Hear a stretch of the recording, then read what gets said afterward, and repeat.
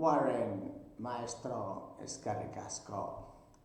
Thank you very much for your lessons within Berkshire Hathaway and outside of Berkshire Hathaway. How can I invest in myself if I saw how you invested in yourself? Dancing to the office every day? Well, I try to do that. I really thank you for confirming that you can dance. Number two, be happy with what you have. We don't need a second house in California. We are okay with our existing house. Why? Because we are happy. Third, we love what we do. If you have so many billions and foundations and others, we don't have so much, doesn't matter, because we have the three key points.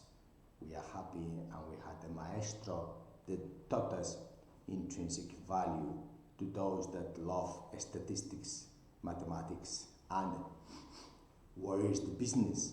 What business are we investing in? And if we are also business people providing jobs for humanity like you have done. So, Eskerrik Asko is thank you in Basque from my heart to you as a maestro for teaching us a way to live, not a way to make money, which many want now. It's a way to live, and we here today have learned so much, and we will try to teach others just a little of as much as you did teach us. Eskerrik Asko.